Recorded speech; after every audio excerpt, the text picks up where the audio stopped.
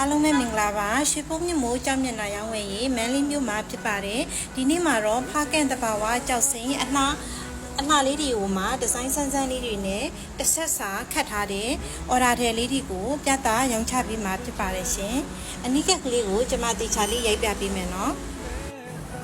ဒီဆက်ကလေးရဲ့ဆွဲသည့်အရည်လေးကလုံးဝချင်တောက်အလှလေးပါနော်ကျွန်မရောင်းတဲ့ဒီတစ်ဆက်လုံးကိုမှ8သိန်းဆိုတာကြောက်စိမ်းမိုးတောင်မရှိပါဘူးရှင်အထက်လေးကတော့ကြီးတယ်ရွှေစိမ်းလေးဖြစ်ပါတယ်ဒါလေးကခရုခွေဒီဇိုင်းလေးပါရှင်ပုံလေးကိုရိုက်တဲ့အခါမှာ lighting လုံးဝမသုံးပါဘူးเนาะ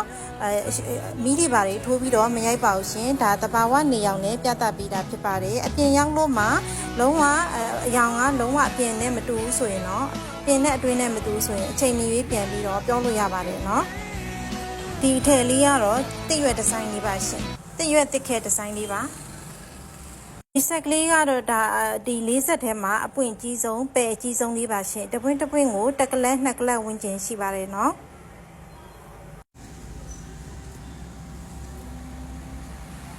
ကြောင်စိမ်းဆွဲသီးလေးတွေအကုန်လုံးကကြီးကြီးထဲထဲလေးတွေပါရှင်လူကြီးလူငယ်မရွေးဝတ်ဆင်လို့ရပါတယ်ကြောက်စိမ်းဆွဲသီးလေးတွေအကုန်လုံးကကြီးကြီးထဲထဲလေးတွေပါနော်လူကြီးလူငယ်မရေးဝတ်ဆင်လို့ရပါတယ်ရွှေရောင်လေးတကယ်လို့မှိန်သွားတယ်တစ်နှစ်နဲ့3 4နှစ်ဝတ်ပြီးလို့မှရွှေရောင်မှိန်သွားတယ်ဆိုရင်လည်းရွှေရောင်ပြန်တင်လို့ရပါတယ်နော်ဒီအထည်လေးတွေကရွှေရောင်ပြန်တင်ရင်အသေးတိုင်းပါရှင်ရွှေရောင်တင်ကတော့တစ်ဆက်စာမှာ2000 3000လောက်တော့ရှိပါတယ်နော်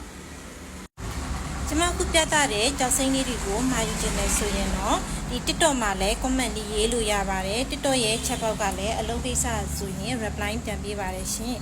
page ကတော့ရွှေဖုံးမြမိုး page ရဲ့ chat box ကနေပြီးတော့မှာလို့ရပါတယ်เนาะဒီ page ထဲမှာလည်းကြောက်စိမ်း design စုံမျိုးအစားအစုံလေးအများတန်း post တင်ထားပါတယ်ရှင်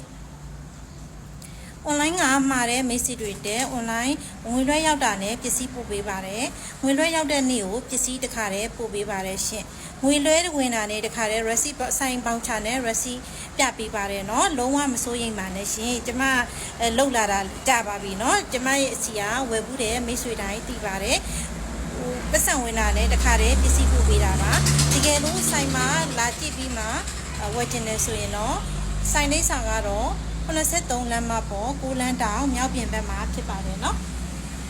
မန္တလေးမြို့အတွင်းမှာဆိုရင်တော့ပစ္စည်းရောင်းငွေချေရပါတယ်တခြားမြို့တွေဆိုရင်တော့အိမ်ရောင်းငွေချေမရပါဘူးရှင်အားလုံးပဲကျေးဇူးတင်ပါတယ်ဗီဒီယိုလေးကိုဆုံးအောင်ကြည့်ပြီးတဲ့အတွက်ကျေးဇူးတင်ပါတယ်အားလုံးပဲမင်္ဂလာပါ